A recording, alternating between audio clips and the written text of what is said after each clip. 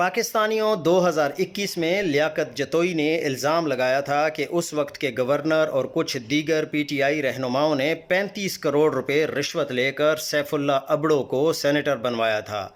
اس الزام کے بعد شہباز گل اور دیگر پارٹی رہنماؤں نے اس معاملے کی تحقیقات کرنے کے بجائے لیاقت جتوئی کو کارروائی کی دھمکی دی تھی۔ آج لیاقت جتوئی کے الزامات سچ ثابت ہوئے۔ ایسے ہی کئی بہروپیے 2023 کے بعد نہ صرف تحریک انصاف میں گھسائے گئے بلکہ انہیں تو اہم عہدوں پر براجمان کر دیا گیا۔ اب عہدوں پر براجمان مفاداتی ٹولہ ایسے ہی پیسے پکڑ کر عہدے اور ٹکٹ بانٹتے ہیں اور نظریاتی ورکرز کا احتسال کرواتے ہیں۔ پھر جب مشکل وقت آتا ہے تو مفاداتی اپنے ضمیر کی بولیاں لگواتے ہیں۔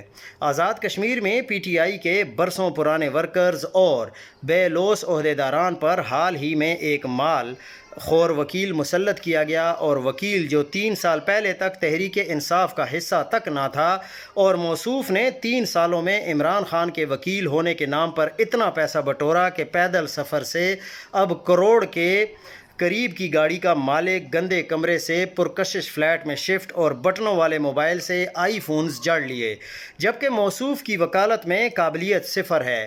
اب اس سے میرٹ کی بالادستی یا نظریات کے پرچار کی کیسے توقع کی جا سکتی ہے؟